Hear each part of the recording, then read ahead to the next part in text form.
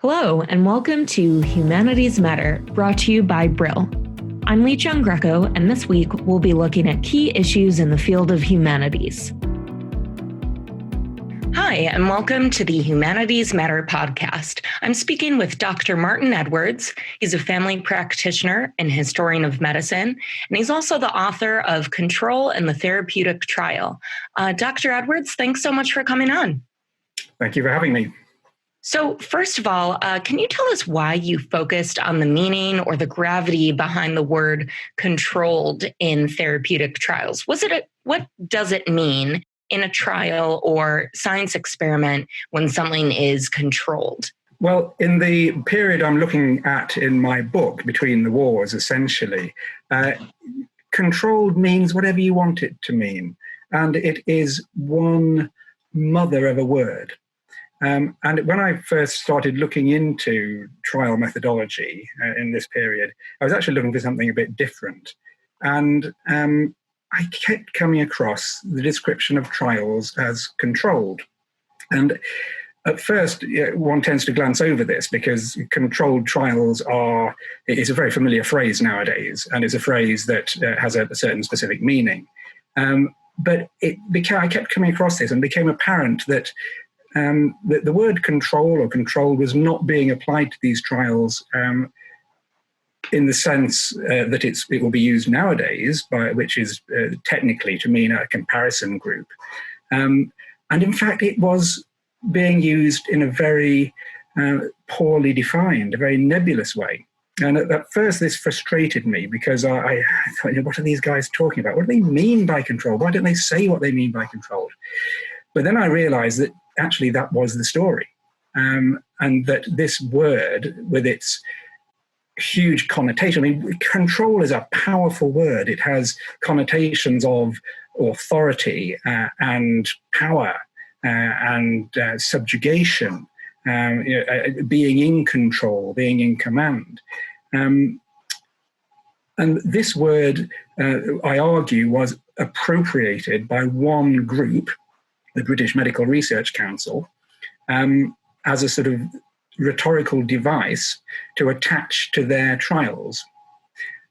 MRC trials, they maintained, were controlled. They didn't define what it meant, and the power of it was enhanced by the fact they didn't define what it meant. It could mean anything you like. It could mean a well-regulated trial. It could mean a trial conducted under the authority of someone who was respected or knew what they were doing. It could mean a well-designed trial. It could mean a trial conducted under rigid, controlled conditions, such as in a hospital.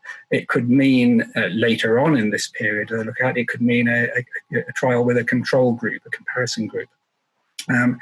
But generally, they didn't define what it meant. They used the rhetorical power of this very powerful word to try and appropriate for themselves the right to decide therapeutic efficacy. The background to this is that there was a debate going on between various vested interests as to how you decided whether a treatment worked or not. And the MRC was one group in this. They prioritized a certain methodology, which was laboratory-orientated medical science, but there were lots of other ways of deciding whether a treatment worked or not. For example, traditionally, an experienced clinician would try the therapy out on some of his patients and use his clinical acumen and his wisdom to decide whether it was working or not.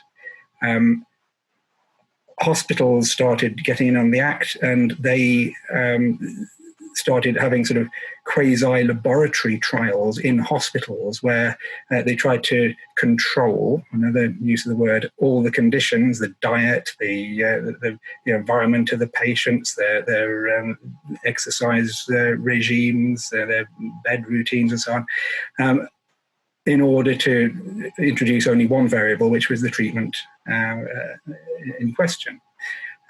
There were people who started to say, well, we can overcome idiosyncrasies of individual reaction to therapies, which was a confounding factor in any assessment of therapeutic efficacy by throwing large numbers at it. Give the treatment to large numbers of people, and maybe compare them with people who haven't had the treatment, and the idiosyncrasies will come out in the wash. There were people who said, if it doesn't work in the laboratory, it doesn't work. The laboratory is the scientific modern way to assess therapeutic efficacy. So you had that battle going on, and it was quite an acrimonious battle sometimes. And the MRC wanted to become the authority, certainly in Britain, that had the right to say whether a treatment worked or not, and this is the way you decide whether it works or not. And it, as one weapon in that battle, I argue that they appropriated this powerful word control, attached it to their trials, and said, well, our trials are controlled, any of the trials aren't controlled, so they can't be any good. And that's basically the rabbit hole that first, looking at the way that the word control is being used, took me down in writing this book. For our non-British listeners, can you just briefly explain what the MRC is, the Medical Research Council, just sort of how they fit into this? Medical research, it started off as a medical research committee, it was founded in 1913 as part of the National Health Insurance Act, which was sort of the precursor of the NHS. It introduced state provided medical care for working men in this country who earned below a certain amount. That's what everyone remembers the Act for, but it also created the MRC. It was a government-funded committee with the remit of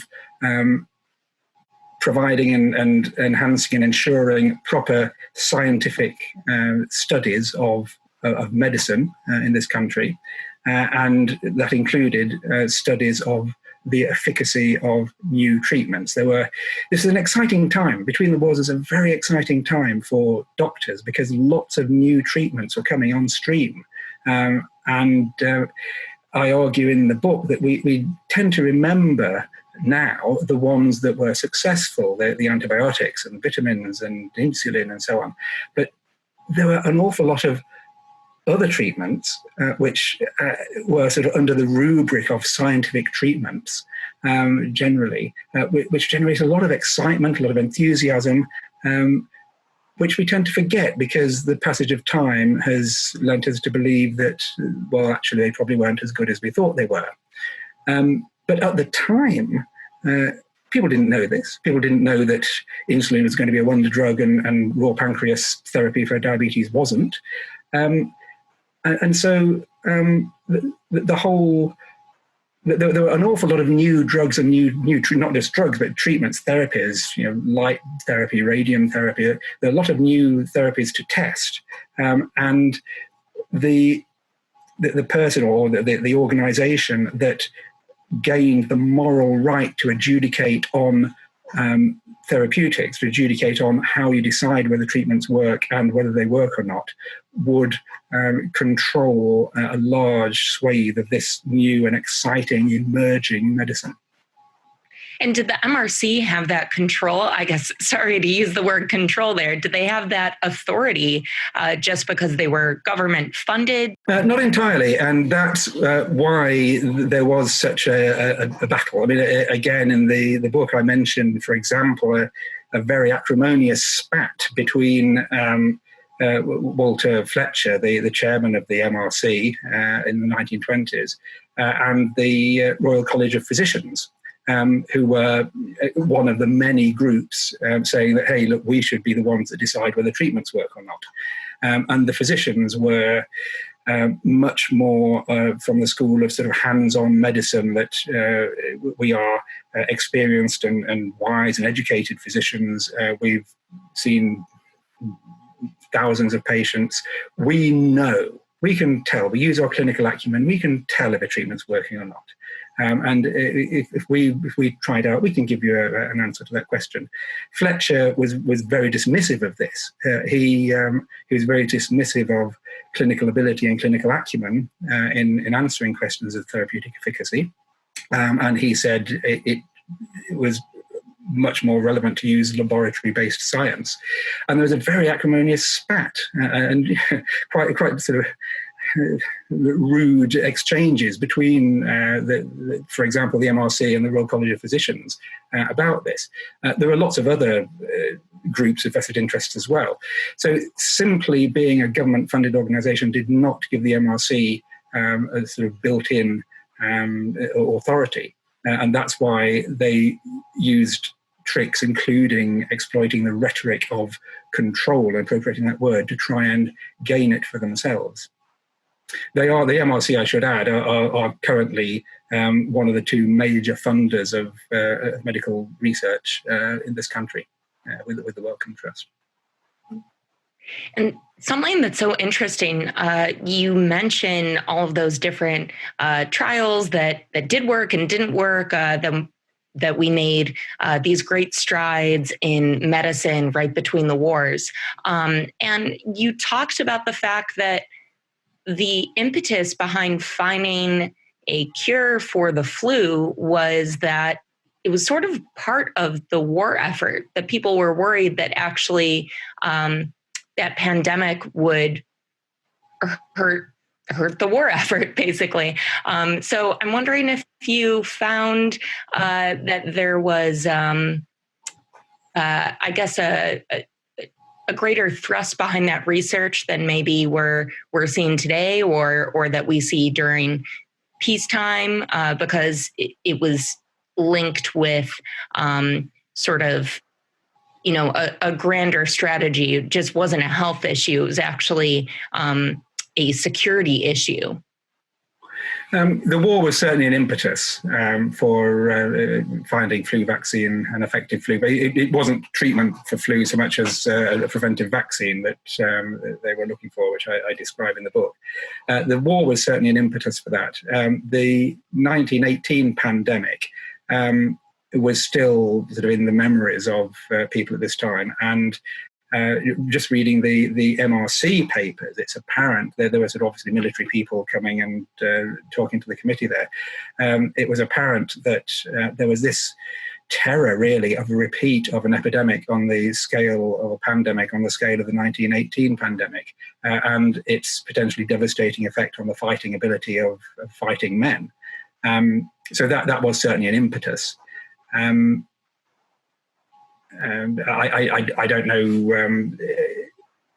to what it's it changed some of the research methodology. I think the amount of secrecy that was assumed then is quite any slight setback in any trial or in any trial development was kept secret from the public. But I suppose that's to be expected in wartime.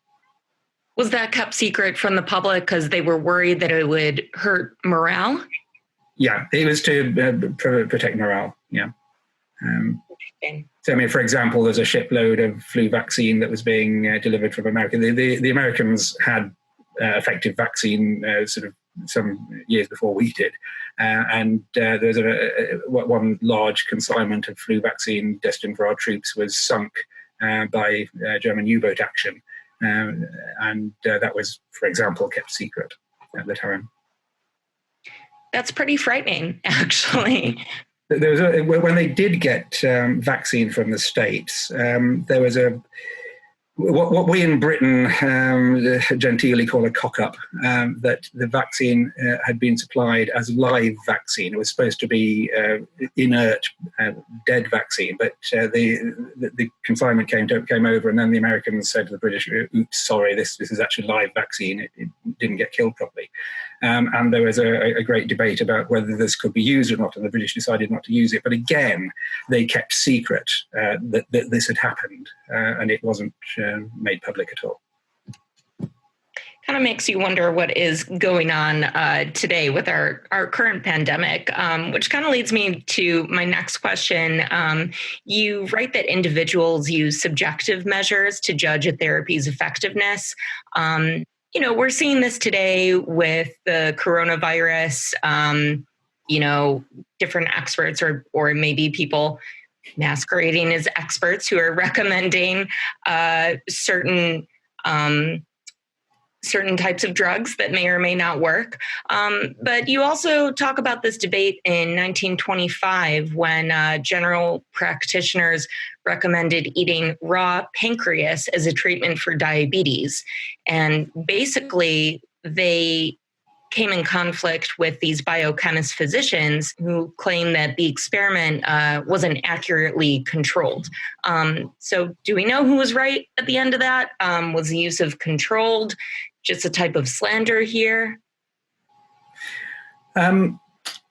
If you ask me as a 21st century clinician who was right, using 21st century notions of evidence, I would say that the notion that eating raw pancreas could cure diabetes or control diabetes was roundly trounced and was clearly inaccurate. If you ask me that question as a historian, it's a rather more nuanced response, and it depends what you mean by work. When you say, does a treatment work? It depends what you mean by, does it work? And sort of throughout my book, really, one theme running through that, which I hope becomes persuasive as you read the book, is that determining whether a treatment works or not is a social construct. There are gold standards, but they are socially constructed gold standards. So nowadays, the randomized controlled trial and in the hierarchy of evidence above that, meta-analyses and systematic reviews are gold standards for treatment efficacy. It doesn't have to be that way, and it wasn't that way even just a few decades ago. And when you look at how even doctors who are avowed evidence-based medicine practitioners actually make clinical decisions in real life, there are a lot of other factors, including previous experience and sort of belief and understanding and relationship with the patient in front of them, that colour their judgment when choosing a therapy.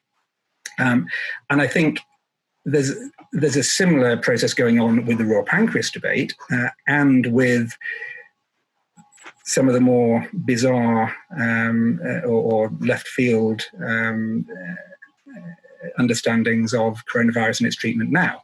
In the raw pancreas debate, the people advocating taking raw pancreas were on the whole GPs, general practitioners, and they were using a different notion of evidence. They gave it to their patients, saw the effect on their patients, and said, in my clinical opinion and clinical experience, this treatment is effective. And they expected that to be taken seriously.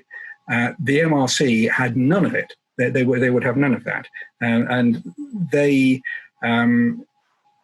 would not believe the general practitioner's claims. And they tested them in the laboratory. And because they didn't stand up to laboratory analysis, they didn't believe the GP's clinical claims. And then the MRC used the rhetoric of control to attach their own studies to try and to win this debate, which I think ultimately they did. I think nowadays, notions of understanding effectiveness of remedies are a lot more nuanced and complex than we think they are, even if we think we are evidence-based practitioners who know about the hierarchy of evidence, who know how to appraise a randomized controlled trial. Notions of evidence are still, as I've tried to establish in the book, more nuanced than that. And so personal, expert testimony or testimony of someone who is trusted is still important. I think it's not too extreme to say in this day and age that might extend to something coming on the internet.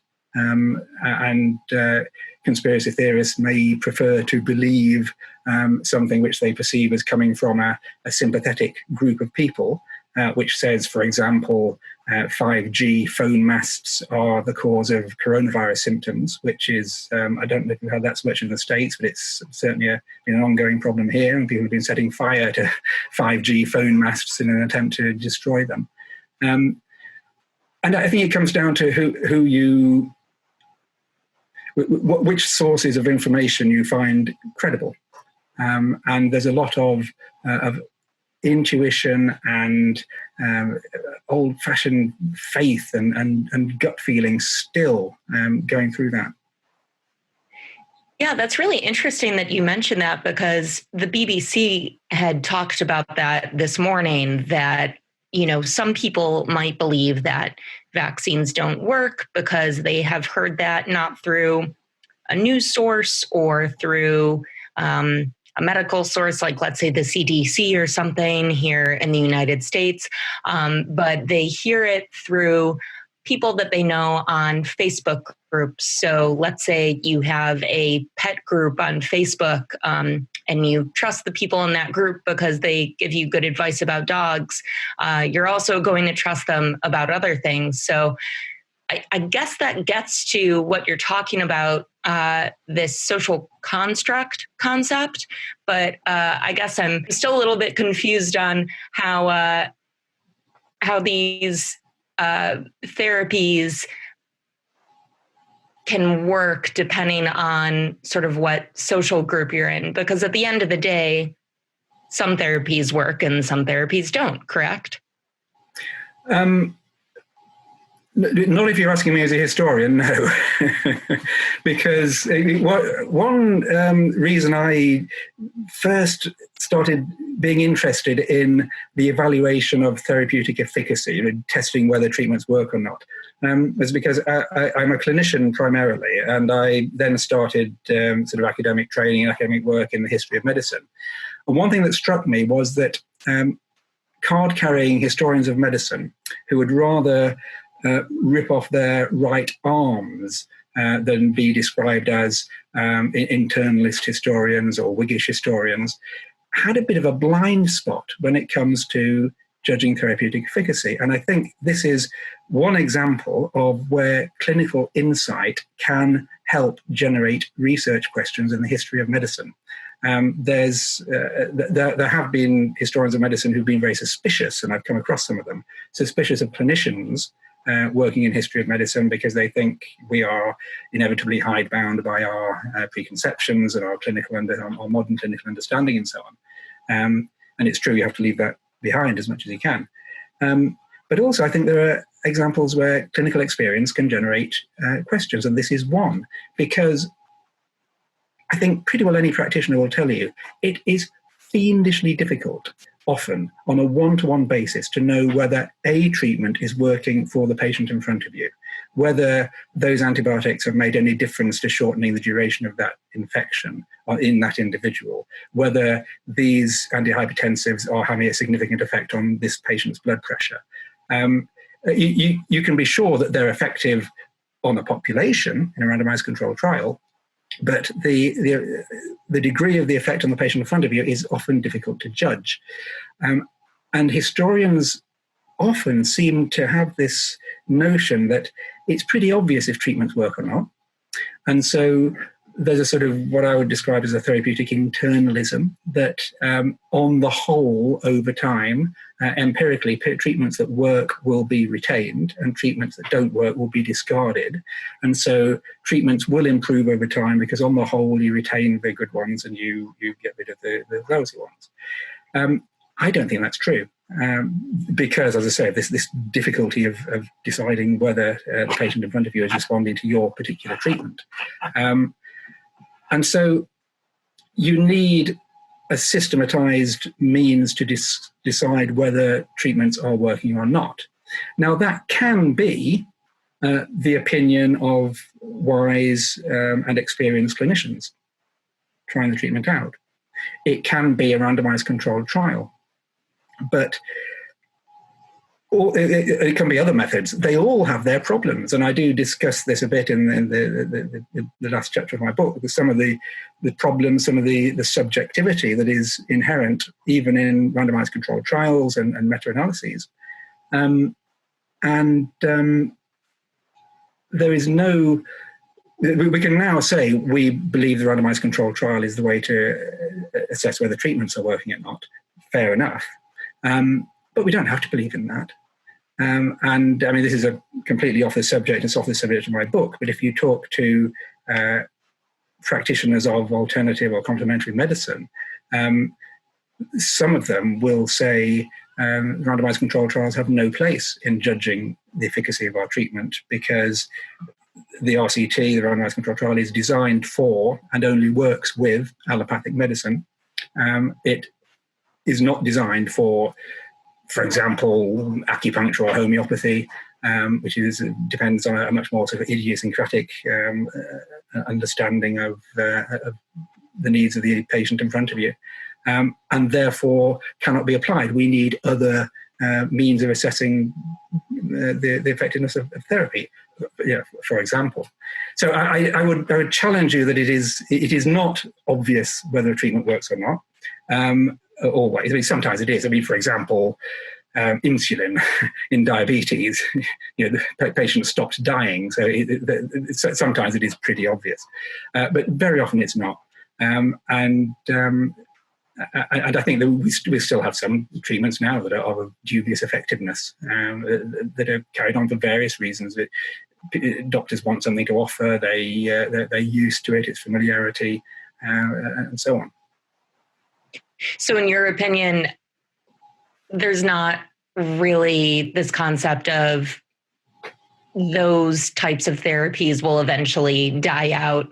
Like let's take, I don't know, using leeches or something to bleed people. I feel like that's an example of eventually we saw this evolution of science and we figured out that doesn't work. But what you're saying is you don't really believe that always happens, that we sort of figure out over time what works and what doesn't, and things sort of sort each other out. I think I'm not arguing against the randomized controlled trial as the sort of gold standard for judging efficacy. I think at the moment it's the best that we've got. It has its problems and its flaws, and it's limited in the questions it can ask and answer. But I think that evidence-based medicine is meaning that we are gradually, and it is a gradual process, discarding some therapies which have been ineffective and concentrating on ones that are effective.